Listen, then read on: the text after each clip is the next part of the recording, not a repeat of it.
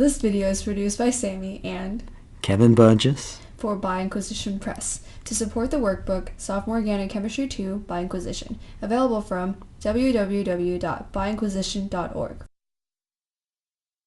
Hydride reductions are easy when hydride adds to a polar bond because the electrons go from hydride, where they're quite unstable, towards an electronegative atom where they're more stabilized. But these are hard for alkenes. Alkenes don't like to get reduced in this way.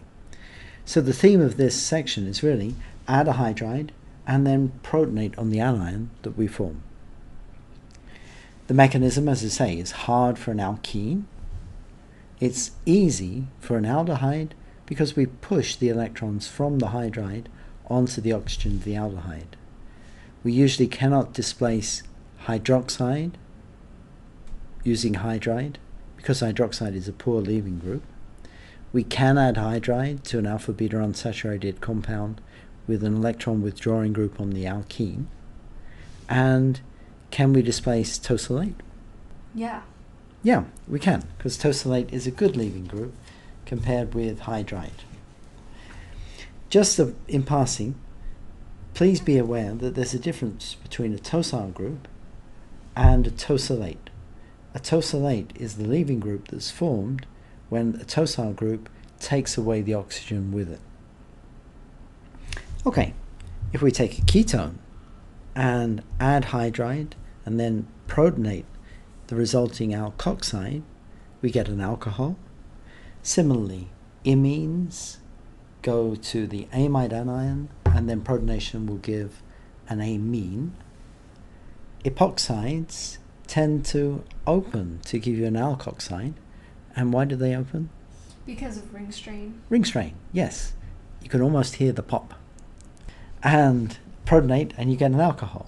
Aziridines open in the same way to give amines.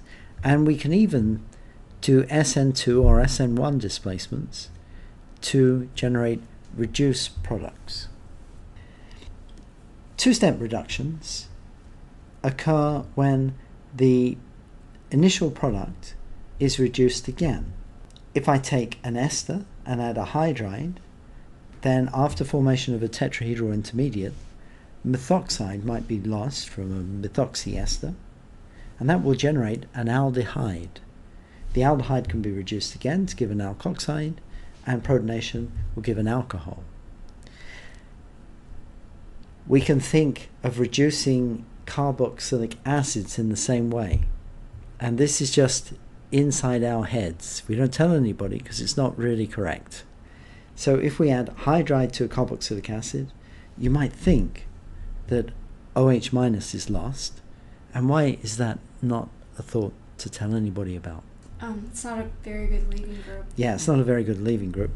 But let's imagine that it is lost, and then add a hydride, gives us an alkoxide in the same way. So it turns out that carboxylic acids can be reduced to alcohols, but the mechanism may not follow exactly this pathway, but it's close. Similarly, nitriles can be reduced to imine anions and then imines and reduced again. In other words, the imine is reduced all the way to an amine. In the following problems, the number of hydrides added is important. If we add only one hydride to a ketone, we get an alcohol. If we had two aldehydes and we add two equivalents of hydride, we get Two alcohols. two alcohols, a diol, in other words, yes. If I add a hydride to a vinylic sulfone and protonate, I get a sulfone. If I add hydride to an imine and then protonate, I get an amine. If I add two equivalents of a hydride to a lactone, that's telling me that I'm indicating I reduce it all the way to the corresponding diol. But if I take another lactone and I only add one equivalent, then after protonation, I generate a cyclic hemiacetal. An acid chloride, if I reduce it twice with 2 equivalents of hydride, via the aldehyde, I'm going to go all the way down to an alcohol. An acid anhydride takes a reduction on either carbonyl twice to give me, for instance, 2 equivalents of ethanol from acetic anhydride. Reduction of an amide is interesting because 2 equivalents of hydride and then 2 protonations will actually not expel the nitrogen. It gives instead an amine. Let's look at the mechanistic differences between hydride reductions of esters and hydride reductions of amides. We know the mechanism for hydridic reduction of esters. We've been through it already. Amides, however, follow a different pathway. After one addition of hydride, it's not NH2 or NRNH. It's not an amide. After one addition of hydride, it's not an amide anion that's lost. It's water after proton transfer. So that reduction again will give us an amine. If the reduction of amides followed exactly the same sequence as reduction of esters, then it would be an amide anion that's lost, and reduction of esters would give us alcohols. And they don't, do they, Sammy? No. No. Okay, Sammy, what is NADH? It's nicotinamide adenine dinucleotide. And you could draw that here. Now, the clever thing about NADH and compounds like it is they serve as hydridic reducing agents in the body. If I fed you sodium borohydride or lithium aluminum hydride, that wouldn't be good, would it? No.